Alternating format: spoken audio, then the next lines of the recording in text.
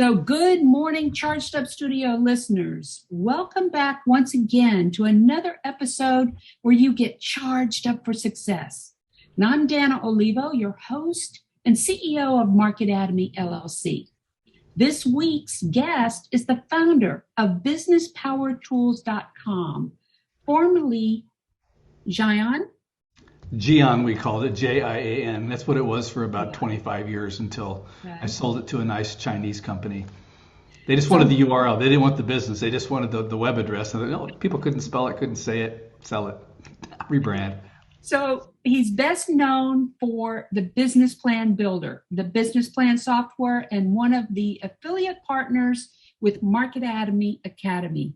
As we continue with our podcast, you'll understand why he's an integral part of the vision of our academy. Having graduated from UC Santa Barbara and worked for a number of tech companies in Southern California and Silicon Valley, he supports business owners, startups, and consultants to expand their capacity to successfully organize, finance, and run their companies using an online dashboard loaded with an integrated collection of sophisticated done-for-you templates. His book, Business Black Belt, shares lessons from 40-plus years of personal development workshops, martial arts, flying, and real-world business success to building companies. I'd be interested to find out more about that. So let's go ahead and jump in to gain all of the wealth of knowledge we can gain over the next 40 minutes. Please welcome to Charged Up Studio, Mr. Burke Franklin with Business Power Tools to talk about conscious business. Hello, Burke. Welcome.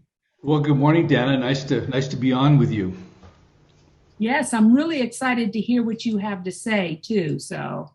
You mentioned the business black belt book. I learned a lot. I took a lot of workshops over the years, and I was applying what I learned. And it was personal development stuff back in the 80s. You might have heard of EST or LifeSpring or Summit. I did the Summit workshops. Yeah. Summit I have. There's the Scientology and all these other ones.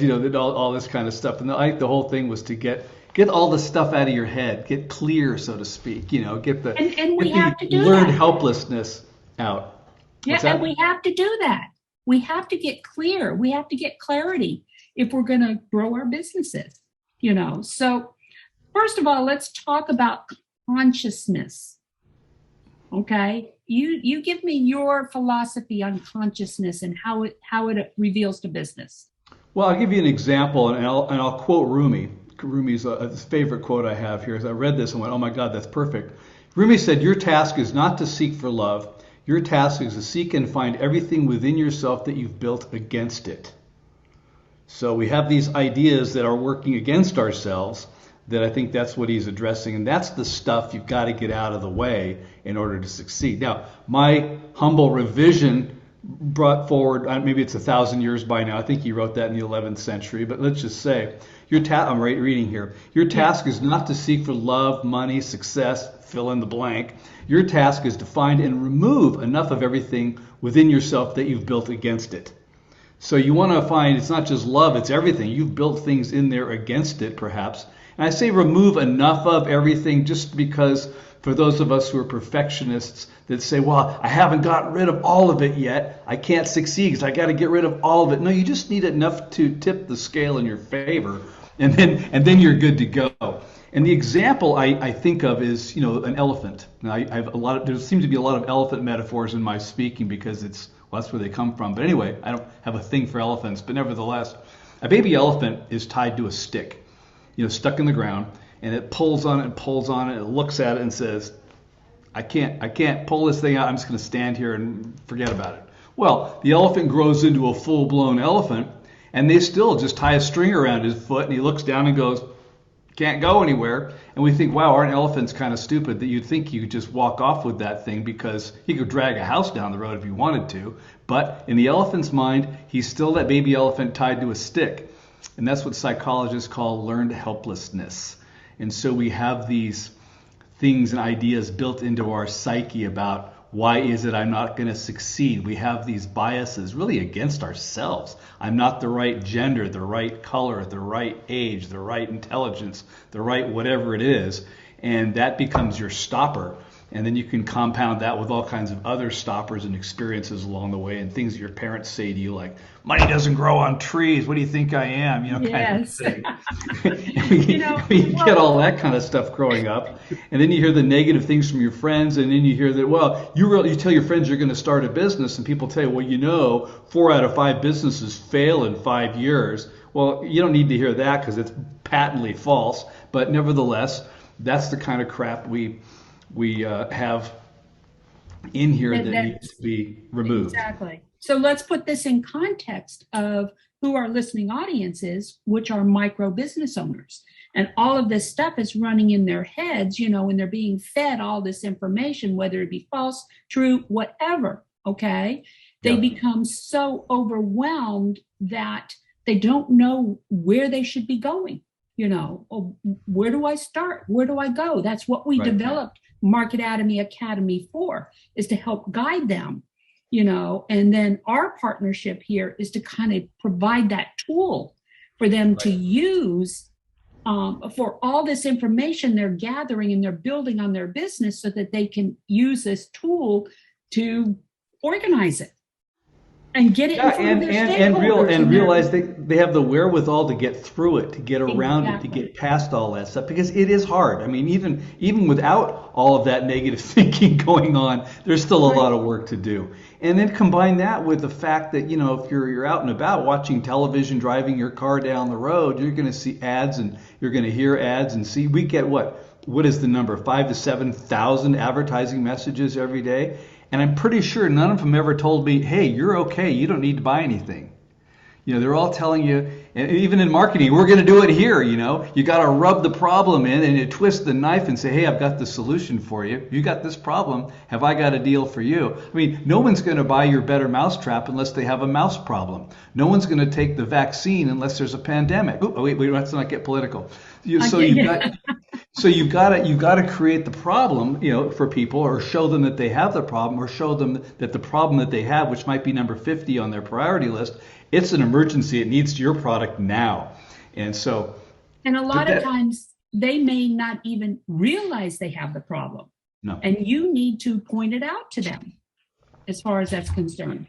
So and how easy your solution is and how quickly you can do it. And you see these late night infomercials. I mean, if you want to take a lesson on some great salesmanship, watch an infomercial. It's amazing, the before, the after, the this, the that. Are you sick of this? And the way they just say it, and the drama, and and the testimonials, and it's brilliant stuff. But it's a great lesson in marketing or sales. And when we get to the point of talking about overwhelm and everything, a lot of the problems that come, the reason that overwhelm is so overwhelming is because they're looking too far ahead. They're looking at the big picture, and they can't see the light at the end of the tunnel.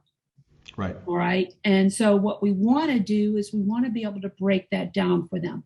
But first, before anything, we have to talk about the purpose. We have to talk about purpose behind why we do what we do.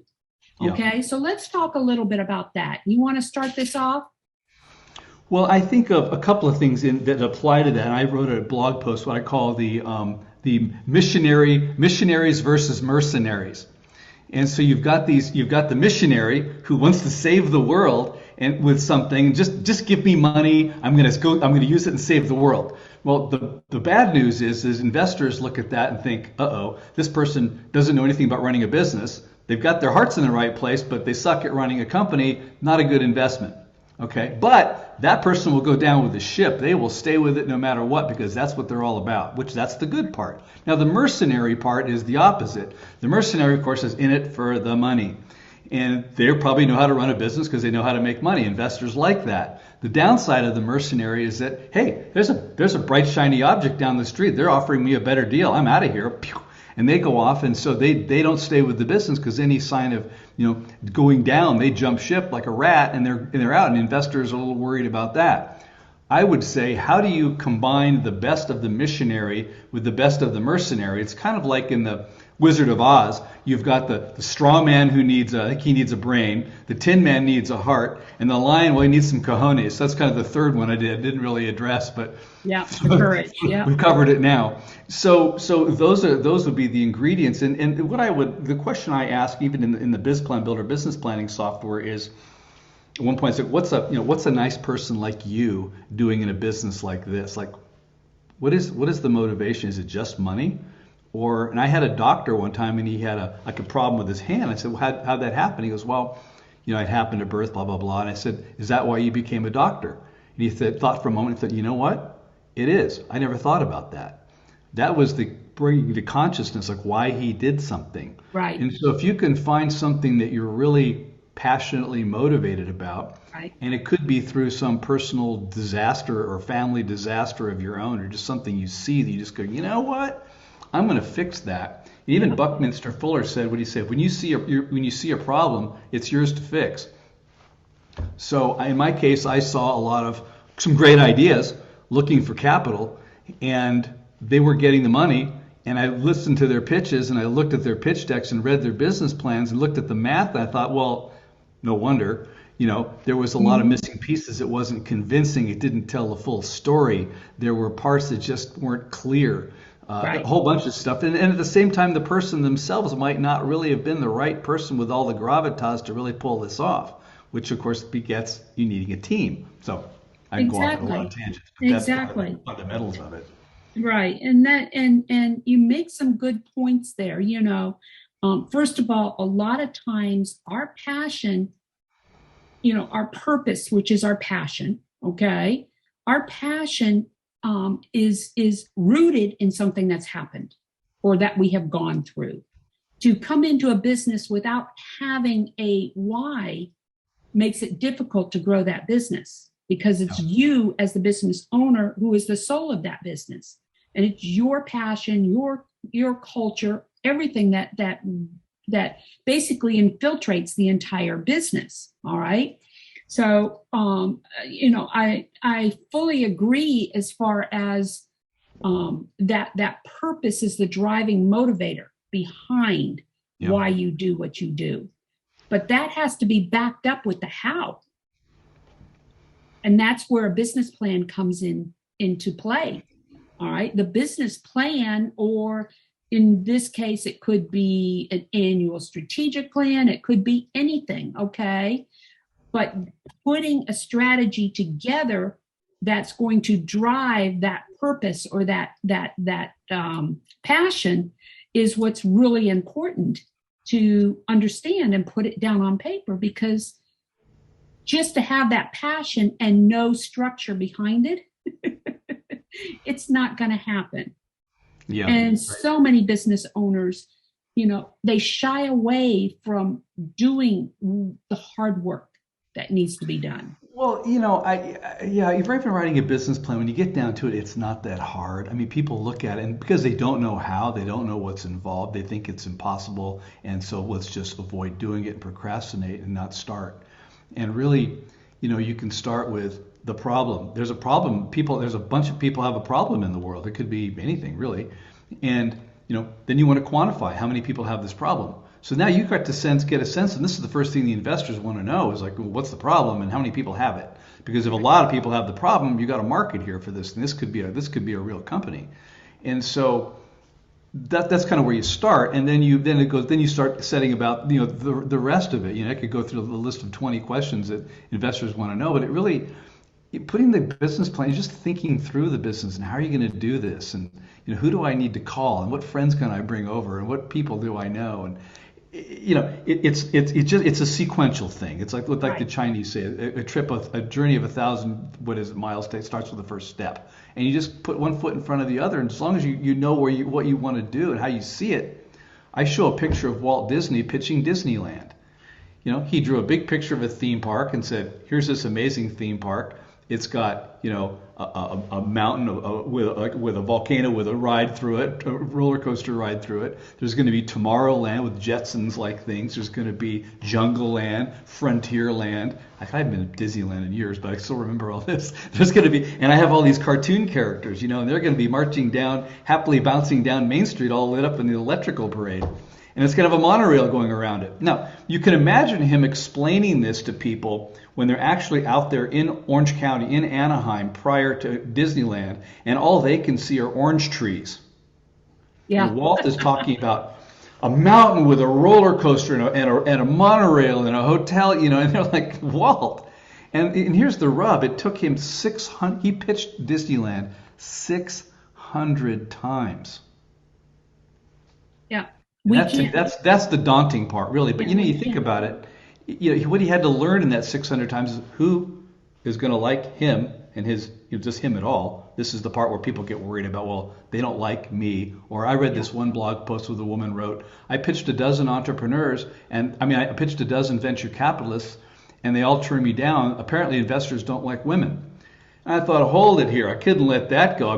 Talk about learned helplessness right there. Yeah. 2, she only pitched a dozen. 3, she may be right. These dozen didn't like women. Who knows? But what Walt learned was, okay, if they don't like me, where can I go to pitch my thing, pitch Disneyland, where they're going to like me? And then the other half of that is, or out of it's half of the 80%, is what's my deal look like? What is my thing I'm pitching? And is the thing I'm pitching something that investors are familiar with? Are they into that? You don't want to go to a venture capital firm with a biotech pitch when all they do is telecom. You know what I mean? It's not quite that cut and dry, but you know what I'm saying? Yes. Because they understand. You want to go to someone who understands your industry. They can bring something to the party and they can see what you're doing. And so that's a different end of it. But as business owners, we can't have thin skin.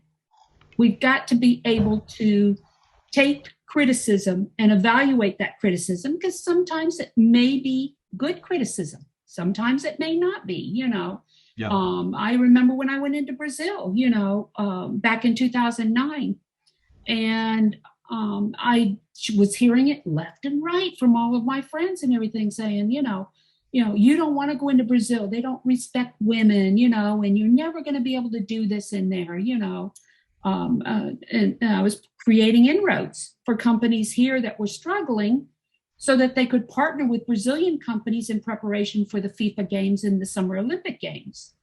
And I knew I had the experience and everything, but I had all of these people that were saying, no, you don't want to do that, And I found these are your friends, right?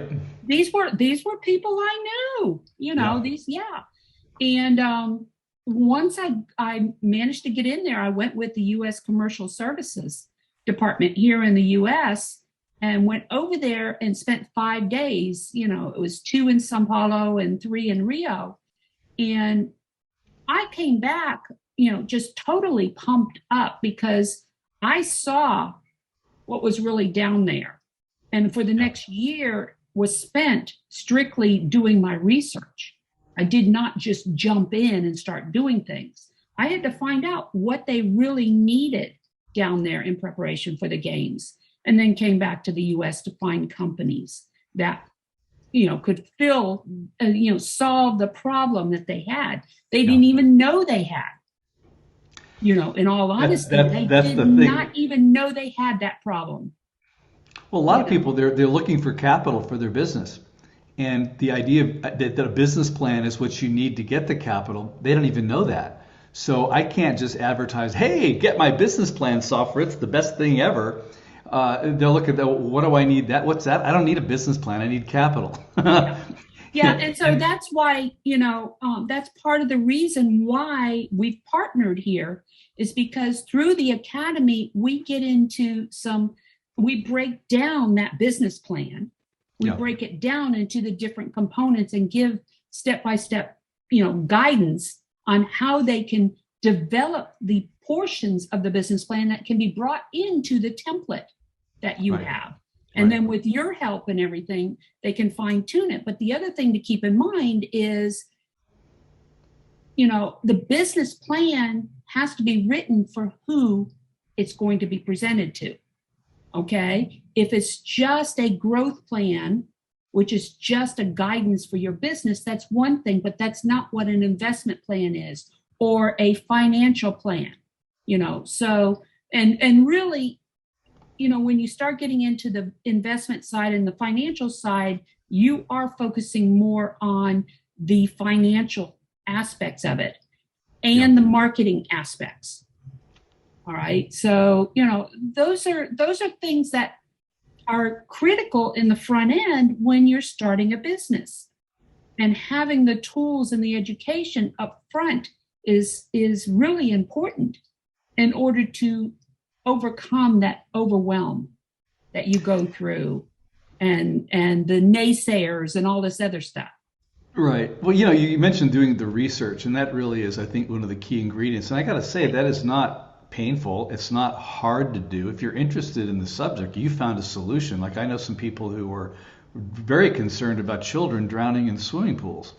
Go figure. I didn't know that was a problem. Well, these guys found statistics on how many children drown in swimming pools, and they created this swimming pool alarm was their product, But the research of it, today, especially when you can just go online and look up stuff, you can go and find infographics on things, and you can find all this stuff, and then it becomes more exciting because you realize, wow, this problem's perhaps bigger than I thought, and there's variations on this problem, and there's a few people solving it, but the way they're going about it is like this. I'm going to go about it in another way because I've seen something. This is part of what I did the Strengths Finder, top 5 things you're a genius at. My top thing is connecting the dots, which is kind of what I just do normally. But I'll see something doing over here, like something from skiing or something from martial arts or sailing a boat. And those guys who are over here camping really have never sailed a boat, because if they did, they would know to do this.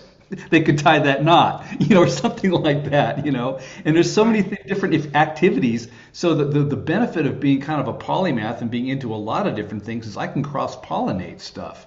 Right. And that's where the business plan cross-pollinates different things. And I want to say that you're right about the distinctions between business plans, but at the end of the day, I think really what the business plan really is, and it sounds unsophisticated, but it's really a glorified brochure. It's a glorified sales tool. It is a brochure.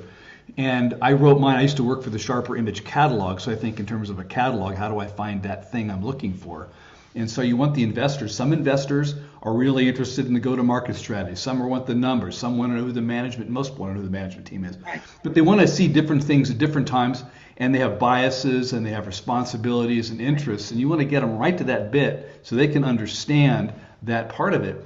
But the thing really is a brochure to pitch the investors on investing in the company. It's a brochure on having employees join your company so they see what's going on with it. Right. It's a brochure with, heck, even at the other end of the spectrum, let's say you've, God forbid, you're in bankruptcy and you've got to convince a lender or banker or your vendors that you've got a plan to pull out of this mess. Yeah.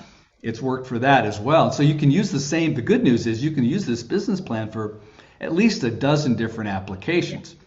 Yeah. And so what I caution, talk about selling a lot of entrepreneurs will take their proverbial 20-minute investor pitch, and they'll use 15 minutes of it selling the product because they know how to sell a product. They love selling the product. Exactly. But the investors don't want to buy your product. They want to invest in the company. And so that's just a thing to keep in your head when you're talking to investors. Yes, you're absolutely right. Absolutely right. So, that's, I've run into this situation so many times before, working with small businesses and getting them to take a step back and put themselves in the investor's shoes or the banker's shoes or whatever, and think about what are their expectations. Is it a return on investment? Is it,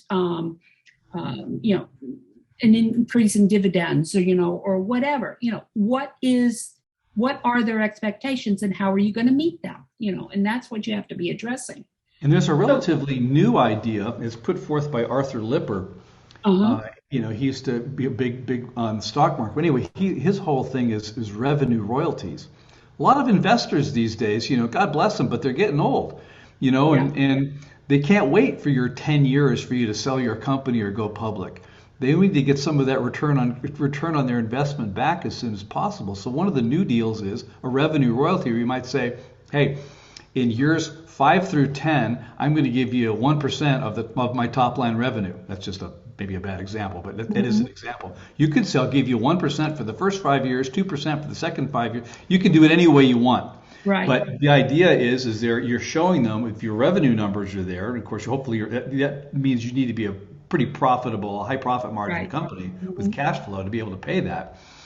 But it shows them they're getting that ROI and that investment. And the other thing about pitching investors, just to be conscious of, is there's two parts of it really. One is they're putting money in. They want to get the money they put in. You can't risk that. That part you have to really respect the riskiness of that initial capital input.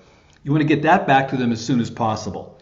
Now, the profit and the return on that investment after that, I think we can be a little more flexible. But just to keep that in mind, you want to be really respectful of that paid in capital and get that back to them as soon as possible. Right, because then they'll be more liable to lend you more.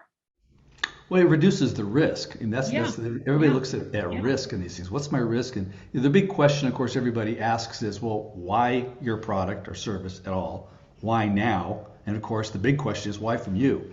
And so that's the pitch you need to make. And the business plan, you don't need to really rewrite and have a dozen different business plans. That'd be really crazy making. You just need one, and it covers all the bases.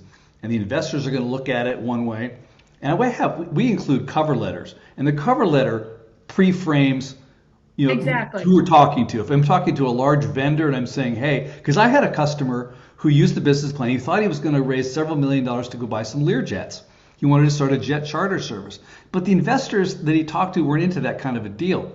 So he calls me. We're talking. I said, well, do you know a guy who's got any jets?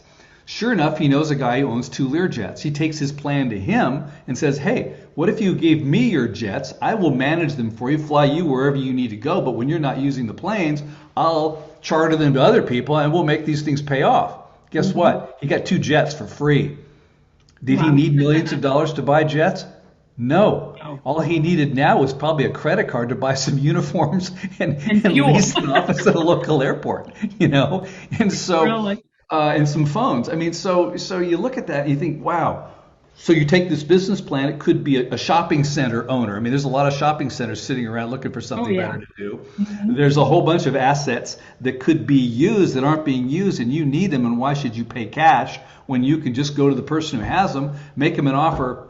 So they can't refuse, but make them an offer that's too good to pass up, and you're in business. But no money's changed hands. Right. So you're ahead there. So there's a number of ways of using this thing to really be successful. But it's the bridge between your fantasy, your dream of whatever it is, and the reality of it, and engaging others and having others buy into your dream to create the reality of it. Right. So let's talk about conscious strategy. That's another one of your terms. Well, I think we've covered some of it. I mean, I think of some things that people think about, well, one thing I think about is the word profit. I think a lot of people are they start nonprofits because they're afraid of profit. They're afraid of, if I make money, what am I doing? Am I ripping people off? I'm making a profit. And some of these rich guys that make all this profit, they're stealing from people. They could be. I mean, there are some of those. Okay, I'll give you that. But really, for your own sake, in terms of profit, I think of what I tell people. Profit really is your value add. It's what you're bringing to the party. Yeah. It's what you're doing. Like FedEx. FedEx delivers your package absolutely positively overnight. I mean, it'll be there by tomorrow morning. Now, you pay extra for that. And why should FedEx make a profit? Well, because they've figured out efficiently how they can deliver those packages overnight and make a profit on it. And that's the thing they're bringing. They're bringing you that immediate delivery. You want that check tomorrow, send it FedEx, right? So it's a quantity thing. It's the risk you take. It's the return you get for taking that risk. It's the money you make from working 7 days a week. I've spent many sunny Saturday afternoons in my office working when everybody else was at home. How come I'm making all the money? Well, that's because I'm there, Yeah. So the conscious strategy really is about being aware of yourself, what you're good at, and really listening to what your customers or potential customers are telling you, and starting to weigh okay, what do I need to? How do I tweak this thing to make it fit what they want? Or how many of them are there? Because I'm getting a lot of noise. I mean, there's the 80-20 rule. a 20% of your customers are 80% of your business. And I think if you really pay attention to that, that will be a tremendous amount of guidance in what to do. In fact, there's a book by Perry Marshall called 80/20 Sales and Marketing, which I've been reading recently. And he points out if you 20% of your customers are 80% of your profit, what if you iterated that formula one more time and said, okay, what's 20% of 20%? Well, 80% of 80% is 64%. Okay, do it again, and 80% of 64% is 51%. I don't do math in public, but that's pretty close. Yeah. So if you had a list of 100 things to do, the top 20 things in that list would get you 80% of the bang for the buck, which ain't bad. But if you did the 4 things, that'd get you 64% of the things done on your list. If you'd figured out the one thing, that would be worth more than half of your entire list.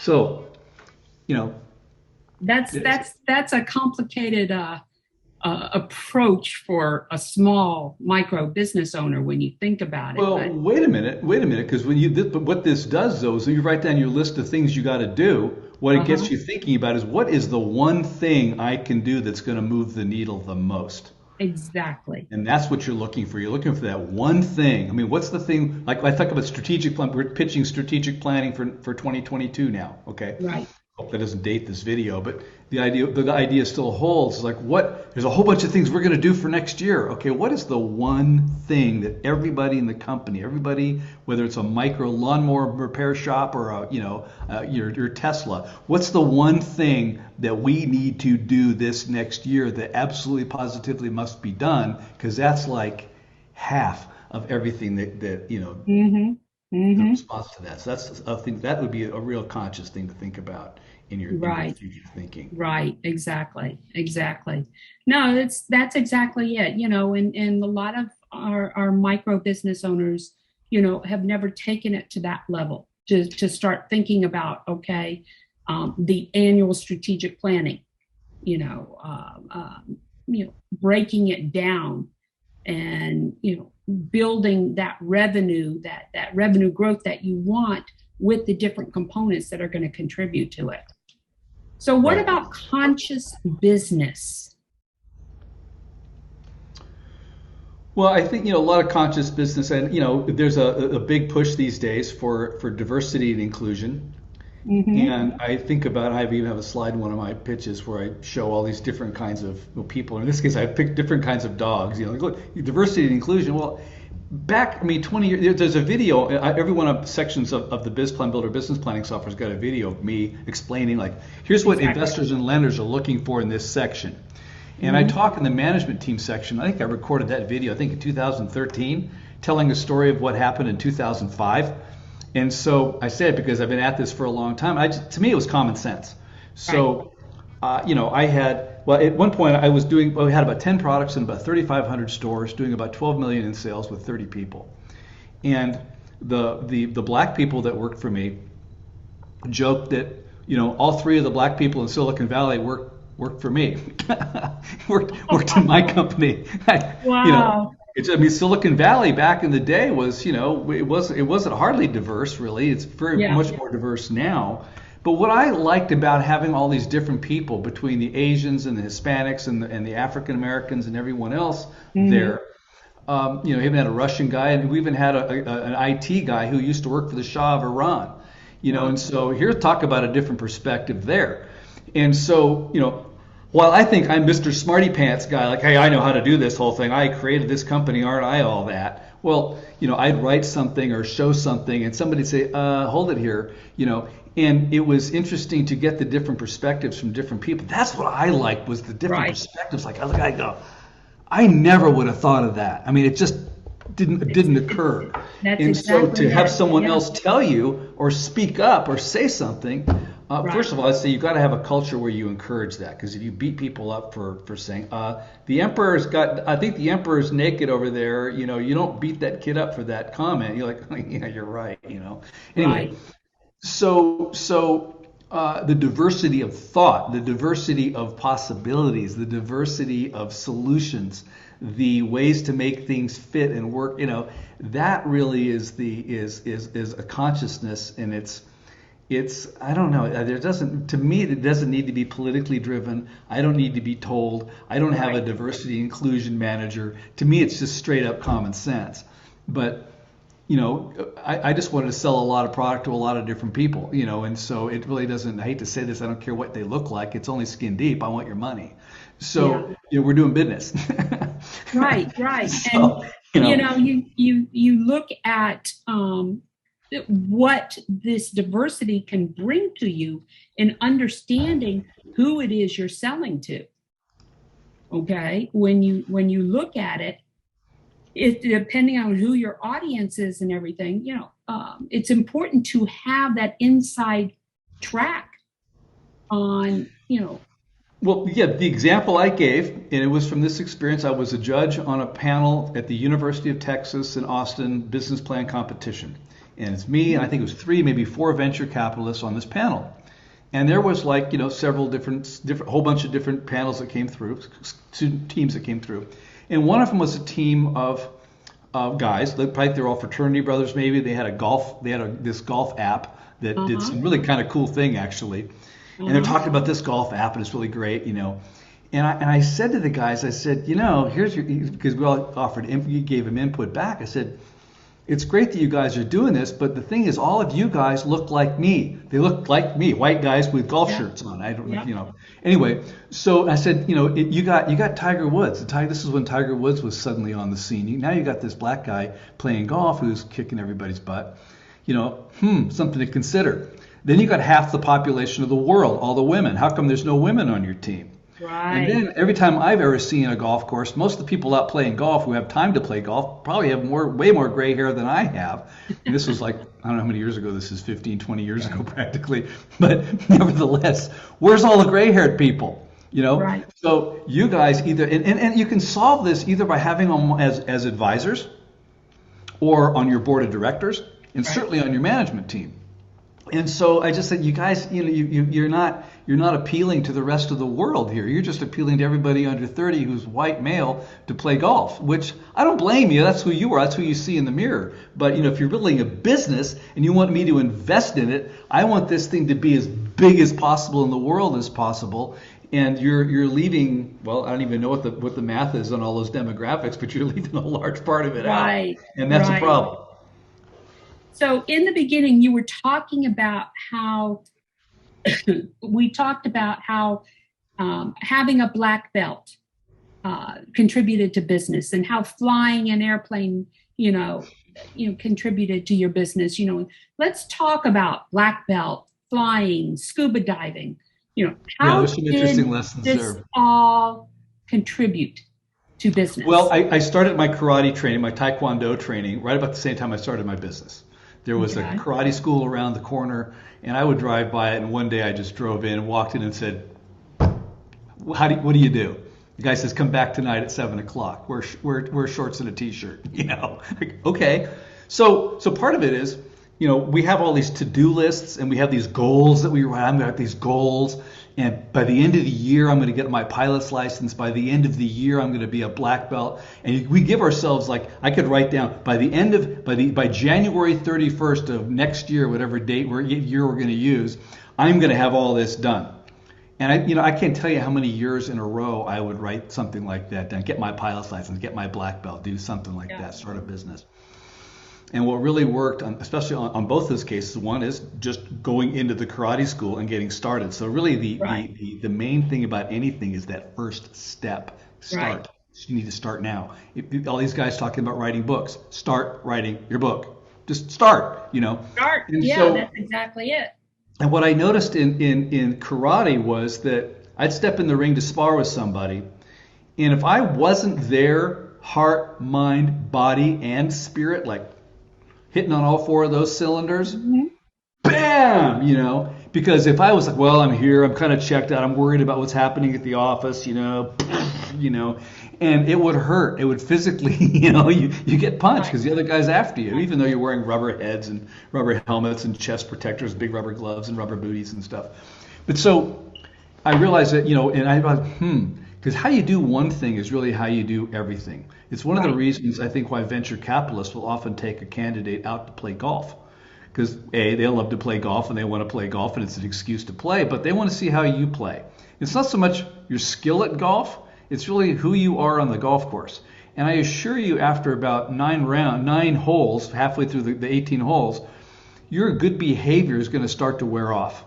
And you're going to see if you're a guy who throws golf clubs, do you cheat on your score? Do you sneak and drop the ball? Yeah. What other kind of tricky little things do you do? What kind of person are you? Because they can see who you are on the golf course is probably who you're going to be in business.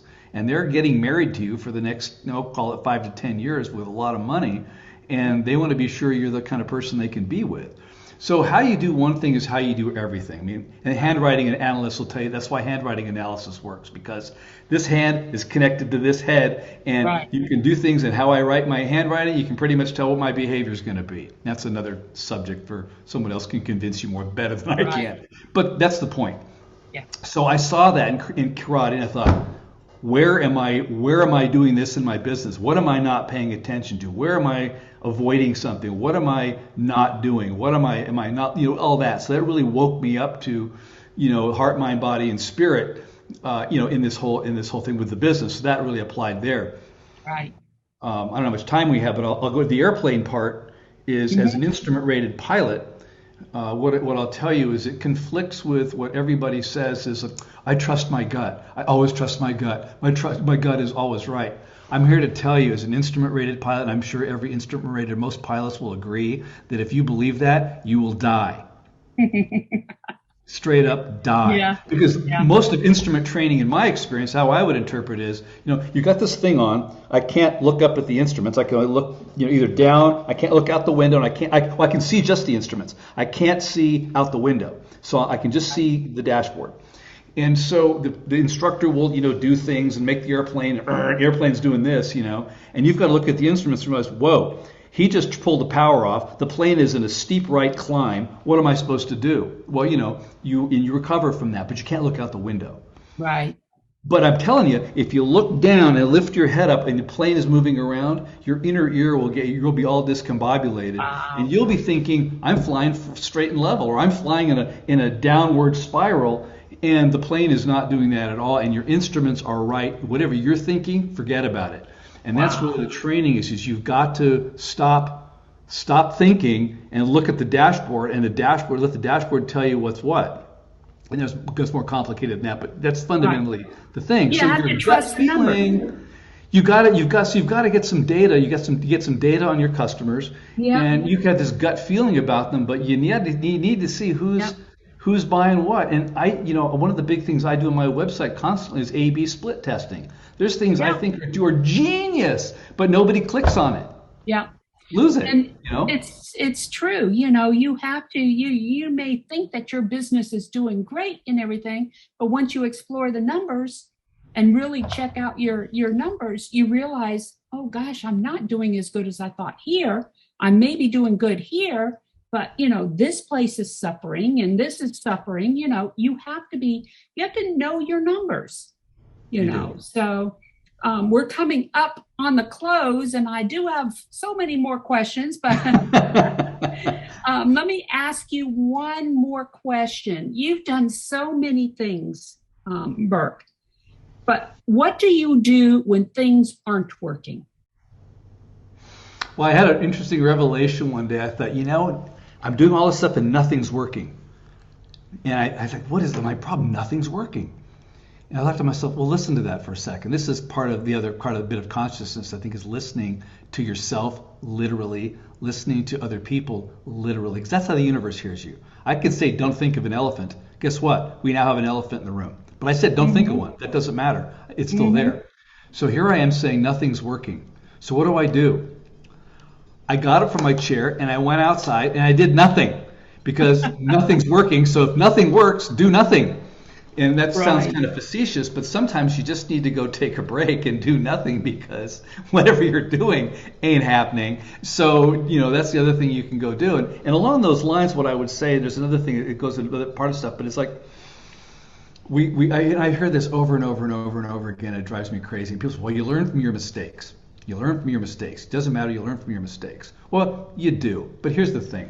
I find I will just assert that there's probably an infinite number of ways to do something wrong or not succeed. So learning from that mistake and not making that mistake again, infinity times infinity is still infinity. So you could still correct all your infinite mistakes and still be making mistakes and still not get it right. So I would adjust that statement about learn from your mistakes to say, because what that does is because a mistake, it's painful, it's expensive, it's embarrassing, it's shameful, it's all that, right? A success is like, whew, okay, let's go, what's for lunch? We don't analyze what we did for success. We don't learn from our successes. We think we're learning from our mistakes, but we just stop making one of another infinite bunch of mistakes. But I would say that maybe there's a handful of ways to get something right. And if you study your successes and figure, okay, what did I do differently? What did I not do? Who was there? Who wasn't there? What did we do? And that's really the thing that you want to pay attention to. And I think people really overlook studying their successes to see what did I get right. Like when Walt Disney was pitching Disneyland 600 times. Now, if he had my software in your classes, I'm sure he would have not narrowed that down, because he would have realized, okay, who am I looking for? This group liked me. What was it about this group that liked me? Yeah, what did they like? What is it about my deal that they like? And keep that. What stuff can I experiment with letting keep? You know what I mean? So you're studying what worked for you versus what study your successes, right. Let go of learn from your mistakes, but learn from your successes as well. Right, exactly. So we're at the end of our podcast. Burke, can you tell our listeners how they can get a hold of you should they desire to? Please, yeah. My website is businesspowertools.com. And my product is BizPlanBuilder. I created business planning software back 30-something years ago, but it's evolved through all kinds of economic ups and downs, which is kind of cool. Anyway, businesspowertools.com. The business plan product is BizPlanBuilder, and we're happy to walk you through it, explain it to you, and show you the dashboard. We've got a dashboard now. We've taken all of our dozen products and all of our tools and put them together. Everything works the same. They work together.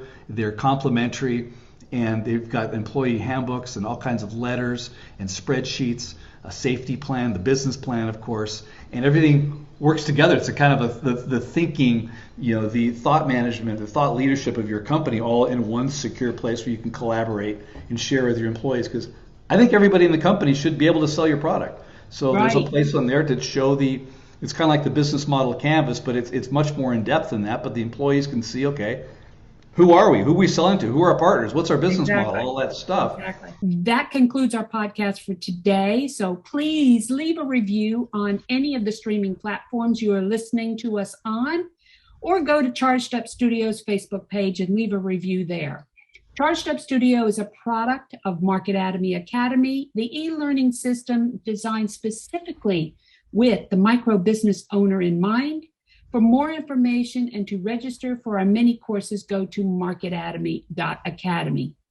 We look forward to talking more with you next week, when we will spend our time with another exciting guest eager to help small business owners like yourselves. Talk to you then, and go have a charged up week. Burke, thank you so much again. And I don't believe that you did tell our listeners how they can get a hold of you, did you? Businesspowertools.com. If you can see it next to my name on this thing here, that's the web address. Okay. It's easier to say than the other name I had. So businesspowertools.com. It used to be JIAN, JIAN, but now it's Business Power Tools, and it's a whole new thing. Everything's new and updated, and new and improved. We'll put those in the transcripts when we upload this podcast. So thanks once again, Burke. We'll talk to you next time. Thank you.